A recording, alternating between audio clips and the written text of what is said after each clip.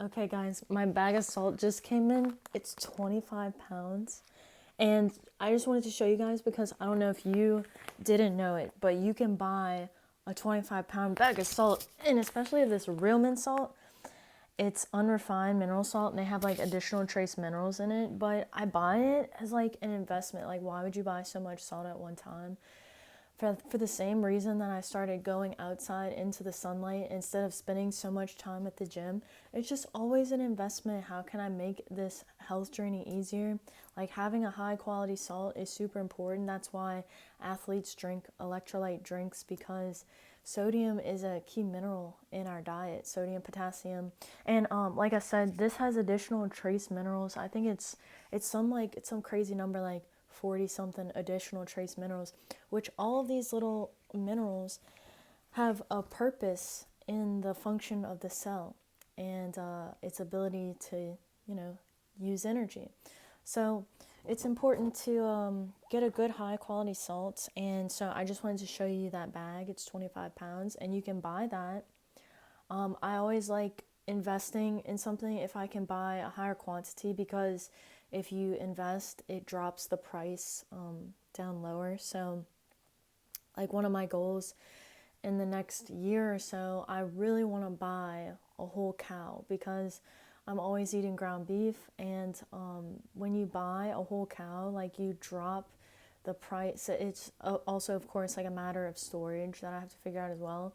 But you drop the pound, you drop the price significantly. So, like, let's say you go to the store and you're looking at ribeyes, and a single ribeye, I think, is like anywhere from $12 to $16, depending on where you're buying it at.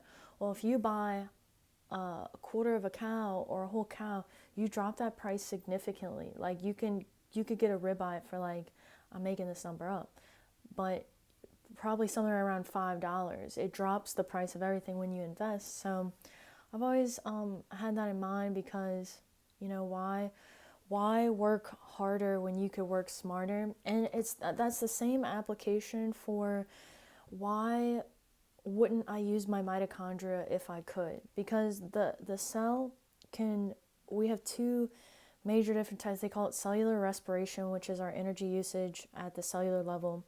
So we have one version of cellular respiration which can produce two energy molecules.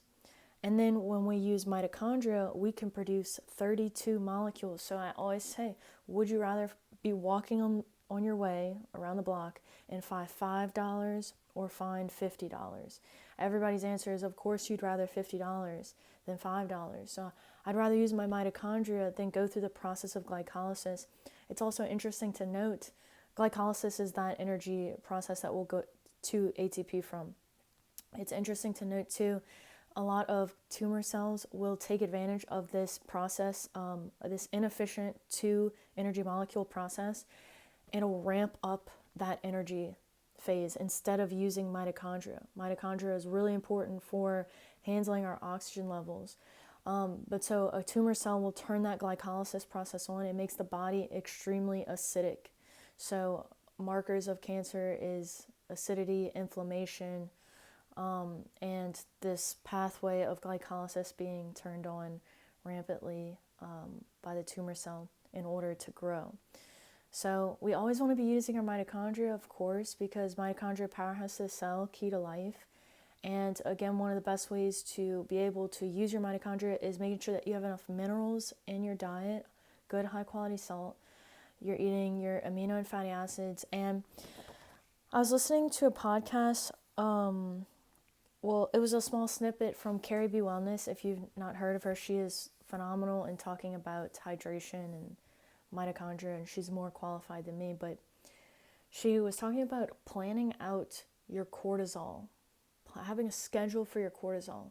So what does this mean? Like, if I'm someone who is struggling with being stressed and struggling with being in my fight or flight, I want to schedule out my day of where can I minimize my cortisol spike. So if I wake up and let's say I'm really struggling with you, this could be like I just have weight in my midsection that I want to get rid of, right? It could be that simple. That's what insulin resistance is.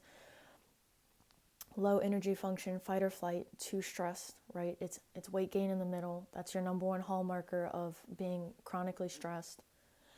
So let's say I'm chronically stressed, okay?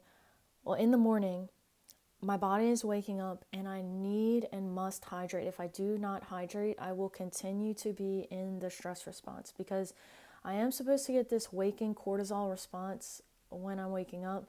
I may not be getting that if my circadian rhythm is off, but it is so important to have a dense animal-based protein meal, meaning that it doesn't have to be animal-based, but it means that you should have an idea of, am I getting a full profile of all the essential amino and fatty acids?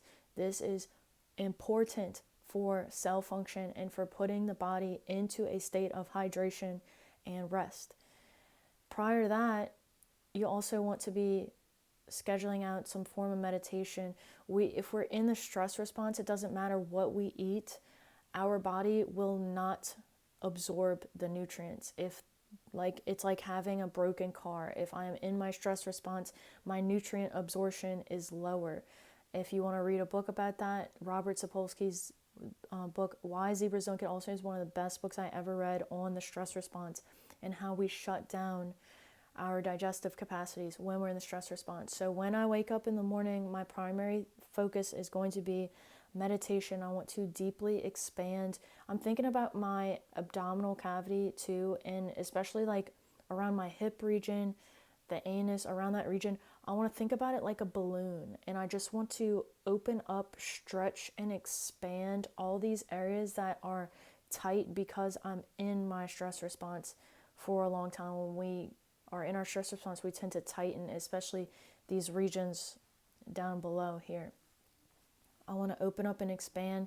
Then I'm going to have my full amino acid, full fatty and amino acid breakfast to hydrate my body, to remind my cells that they're safe and okay, that they're not in starvation mode. I make sure that I give them nutrients, high quality salt. So then I can get a chance to get out of my stress response for just a moment. I also want to go expose myself to the morning light, and that is a great idea. That is a planned stress response. When we go into the blue light, we're going to stimulate cortisol.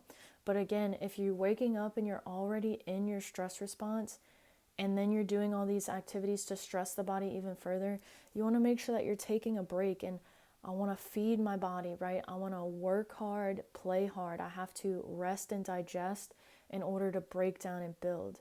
So I need to make sure that I'm eating quality food before I'm hitting this cortisol response, right? And then if you want coffee and can tolerate coffee, that's another caffeine cortisol response there. So timing out your cortisol is really important. The only other thing too is, probably the most important thing with timing your cortisol, is making sure you're not exposed to blue light at night. We don't want to stimulate cortisol at night. Cortisol is going to diminish our melatonin levels, and this is going to make us insulin resistant the next day. This means that weight gain in the midsection more likely the next day.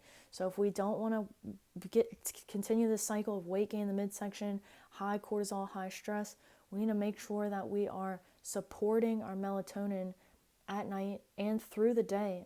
If you support your mitochondria is where we produce most melatonin in the cell, again, the powerhouse of the cell. If you want to get your body more energized and more vibrant, mitochondria are the key to everything.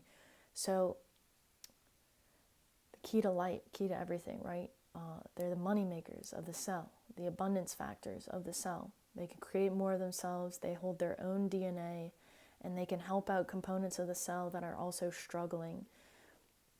They help with hormone synthesis, everything. So avoiding the blue light at night so that you can feed into the cycle of insulin sensitivity.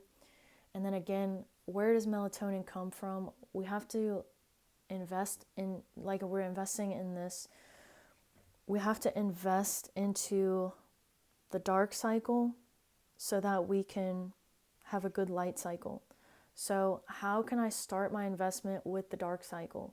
Again, it goes back to the morning and what you're putting into your body as fuel. So if I'm eating a full amino acid and fatty acid breakfast, I'm getting enough tryptophan.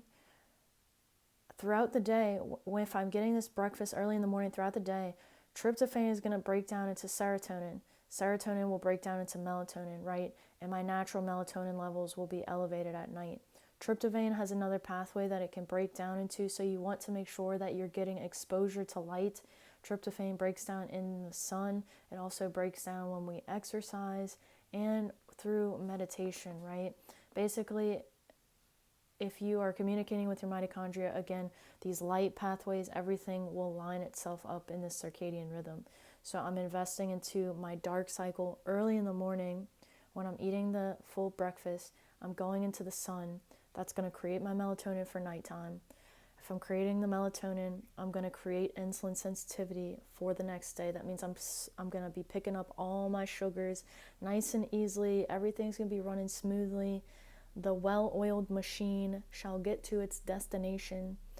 Anyway, this is one of the most beautiful times of the day, this afternoon, this golden hour, like right when the sun is going down. I don't know about you guys, but these moments of the day in the morning and at night are so precious to me. And they're also precious to our mitochondria and our biology. Like just visualizing, just going outside and allowing your eyes, because our body is so much more intelligent than we are. Like we could stay inside all day watching YouTube, in bed, eating Cheetos, whatever. But our body then becomes confused. So all we have to do is show it what's happening on earth, because we are creatures and products of the earth, from dust to dust. You go show your body what that light signal is, and the hormones are already being created, right? It's getting darker outside, so the body is already starting to lower cortisol levels, increase melatonin levels. Like the body is so, thank God our bodies take care of us. Our immune systems take care of us all the time. We would be dead without immune systems. And I don't know if you're into all this, but our autoimmune rates are highest as we've ever been. One thing that I've been talking a lot lately, I'm also taking a class. This week we were talking about celiac disease.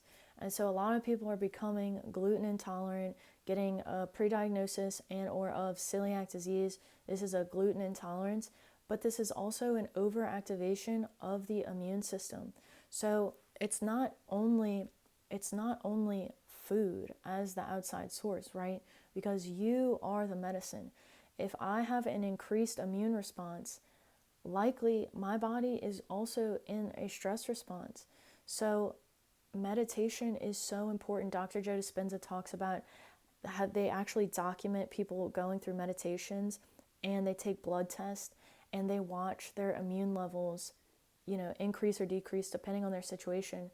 But meditation is like the best form of medicine that you could possibly practice. Like, again, even before you eat your food, going into a meditative state, slowing down your breath and being intentional about it can increase your digestion, increase nutrient absorption. And this all comes down to the brainwave states again, which I've talked about in other videos. I won't really talk much about it there, but you definitely want to protect your mitochondria, protect your melatonin, because you're protecting this delta wave sleep state, this ability to rest and digest at night. So anyway, I'm going to go. I love you so much. If you went your whole day and no one told you that you were beautiful, I just want to tell you that you are so beautiful. And the version of you, like if you look in the mirror, we don't see ourselves accurately. We don't see through the lens of the microscope. We don't see all these beautiful little cells, all these mitochondria, all these little happenings at the cellular level. When you get real still and real quiet, you can talk to these processes. You can talk to these cells that are working for you. Thank you for working for me. Thank you for clearing up my skin. Y'all, I used to be on acne medication, and I used to be on the struggle bus, really. I was overweight. I didn't have muscle in my body. I was so tired. I would take these 4-hour depression naps in the afternoon. And I didn't have this communication with my body like I did now. And the communication that you have with yourself, of course, is like the most important thing. So if you go and you look in the mirror and you don't like what you see, I invite you to close your eyes and to feel into your spirit, feel into who you truly are, because our eyes, our senses, our ears, our nose, our smell is so limited. We do not see accurately. And Neville Goddard always says, he says, faith is your fortune. So my body is constantly, when I close my eyes, I go into the mirror, close my eyes, or go into the sun and close my eyes. You know, my body is constantly healing. My body is gaining strength. I am supportive. My muscle tone is supportive of me all the time. Everything I eat is towards my highest health and good. Even if that's eating a brownie, maybe I need a little extra sugar, a little extra boost, a little turbo kick, whatever it is, my body is healing all the time, and it is one with the earth, and it's good. We're in a good place. And, you know, like, where else would you be? You couldn't be anywhere else, you know? So you're in the perfect place at the perfect time. And I just wanted to remind you of that. So may you always be blessed with the clarity to know what is and what isn't meant for you. And I love you so much. I will catch you later.